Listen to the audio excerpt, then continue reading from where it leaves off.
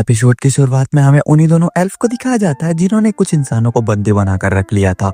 ये दोनों एल्फ यहाँ की जंगल की रक्षा करती हैं। फिर सीन शिफ्ट होता है मोगोतो की नई शॉप की खुशी में। यहाँ सभी लोग पार्टी मना रहे होते हैं और वो लोग मोगोतो को स्पीच देने के लिए कहते हैं। मोगोतो कहता है इस काम में तो सिन तुम मुझसे ज्यादा अच्छी हो, पर सिन कहती है पर वो लोग मुझे नहीं आपको सुनना चाहते हैं। और फिर मियो वहाँ आती है और मोगोतो से बात करने लगती है, पर सिन मियो को घसीटते हुए वहाँ से लेकर चले जाती है और कहती है मुझे लगता है बाकी लोगों को उनसे बात करने देना चाहिए। फिर उसके बाद मोगोतो के पास एक लड़की आती है और बताती है कि वो एक एलके है, उसका नाम आकिमा है और अब वो काफी ज्यादा समय तक खुद को इंसान में ट्रांसफॉर्म करके रख सकती है। ये बात जानकर मोगोतो आकिमा को शाबाशी देता है। आकिमा मोगोतो से पूछती क्या वो दिनाराक के जंगल के बारे में उसे अभी इंफॉर्मेशन दे सकती है। मोगोतो हाँ कहता है। फिर आकिमा मोगोतो को एक डायरी देते हुए बताती है उन्हें वहाँ पर अमरोसिया के फ्यूल मिले और वो उन्हें तोड़कर लाना भी चाहते थे, पर शायद वहाँ पर जंगल में कोई उनकी रखवाली कर रहा है। मोगोतो कहता है कोई बात नहीं और पूछता है क्या आल्के यहाँ खुशी से रह रहे हैं। आकिमा कहती है हाँ वो सभी यहाँ काफी खुशी से रह रहे हैं और फिर सभी आल्के की जानकारी देती है। आकिमा मोगोतो को सभी चीजों के लिए शुक्रिया करती है। उसके बाद लिजर्ड की तरफ से बात करने के लिए लिली आता है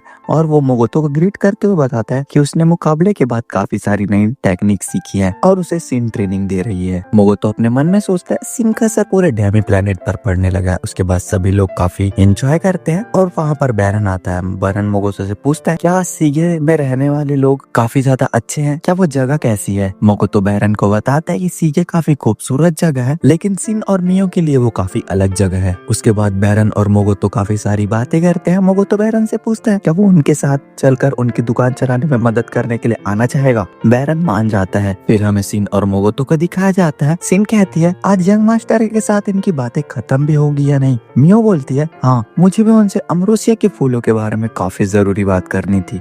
और फिर वो दोनों एक दूसरे से बात कर रहे होते हैं और फिर अचानक से ही उन्हें काफी अजीब फील होता है क्योंकि उन्होंने मोगोतो की प्रेजेंस को फील करना बंद कर दिया होता है और वो लोग काफी घबरा जाते हैं। मियो को शांत कराते हुए कहती है रुक जाओ, मैं अब उनकी प्रेजेंस को फील कर पा रही हूँ। उसके बाद हमें मोगोतो को दिखाया जाता है जो कि अपनी आर्चरी की प्रैक्टिस कर रहा होता है और कहता है अच्छा है मैं अपनी ताकत को कंट्रोल करना सीख गया। तभी वहाँ मियो और सिन आते हैं उसे ढूंढते हुए और मियो उससे गले लगाकर काफी ज्यादा रोना शुरू कर देती है और पूछती है क्या वो ठीक है, उसे कुछ हुआ तो नहीं। मोगोतो सिन से पूछता है क्या सब ठीक है, कहीं उन पर हमला तो नहीं हुआ है। सिन उस पर गुस्सा करते हुए बताती है कि वो अनगिनत बार मर चुका है। मोगोतो कहता है ओह पगलेट देख तेरे सामने जिंदा खड़ा हूँ मैं। सिनो से बताती कि जब वो अपनी आर्चरी की प्रैक्टिस करने के लिए फोकस करता है तो अपने आसपास की सभी चीजों में मिल जाता है और अपनी प्रेजेंस खो देता है और ऐसा तभी होता है जब कोई आदमी मर जाता है। मियो रोते हुए कहती है मुझे लगा जैसे आपको कुछ हो गया है। मोगोतो कहता है डरने की कोई बात नहीं है, देखो सब कुछ एकदम ठीक है। सिन बताती है कुछ ठीक नहीं है। मोगोतो की पावर दिन ब दिन बढ़ती जा रही है और इस समय वो मैजिक के मामले में उस गॉडेस के लेवल जितना हो गया है और अगर उस गॉडेस को इस बारे में पता चला तो ऐसा हो सकता है कि वो गुस्से में आकर उसकी जान ले ले और उसे तुरंत डॉफ से पावर को सप्रेस करने वाला इक्विपमेंट बनवाने को लिए कहती है। फिर सीन शिफ्ट होता है। हमें मोगोतो को देखते हैं वो अपने दुकान के सामान की खरीदी करने के लिए जा रहा होता है और वो यहाँ काफी ज्यादा थका हुआ होता है।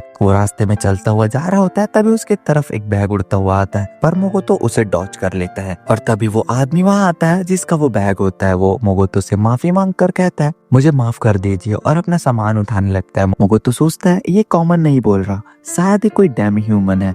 मोगोतो उससे बात करने की कोशिश करता है और वो देखता है कि वो आदमी काफी हद तक उसी के जैसे दिखता है। फिर तभी उसके पास एक लड़की आती है जो उससे चिपकने लगती है। मोगोतो देखता है कि वो गलती से कहीं और ही पहुंच गया है। वो लड़की अपनी एड़ी चोटी का दम लगा देती है उसे सेड्यूस करने के लिए, लेकिन अपना भाई तो ठहरा सख्त लौंडा कहाँ ही पिघलने वाला है। वो उस लड़की से खुद को छुड़वाने वाला होता है पर उससे पहले ही वहाँ पर मियो और सिन आ जाते हैं और उसे इस हालत में देखकर उसे घसीटते हुए घर लेकर जाते हैं। और अब तो भाई साहब मोगोतो की वाट लगने वाली है। सिन और मियो काफी गुस्से में उससे पूछते हैं कि वो आखिर वहाँ पर क्या कर रहा था। मोगोतो बोलता है कि वो वहाँ पर गलती से पहुंच गया था और वहाँ से भागने की कोशिश करता है पर मियो अपने स्पाइडर वेब से सभी तरफ जाल बिछाकर उसे रोक देती है। वो दोनों उससे पूछती है क्या वो दोनों उसके लिए काफी नहीं है। मोगोतो कहना तो चाहता है कि वो उसके परिवार का हिस्सा मानता है लेकिन ऐसा बोलता नहीं। फिर वो दोनों मिलकर उसके कपड़े फाड़ देती है और उसके साथ वो करने के लिए कहती है जो मैं इस वीडियो में नहीं बता सकता। और हाँ, अगर तुम चाहो तो मुझे इंस्टा में फॉलो कर सकते हो, मैं डिस्क्रिप्शन में उसका लिंक दे दूंगा या फिर यूजर नेम ही डाल दूंगा भाई। अरे वीडियो से भटक रहा हूँ।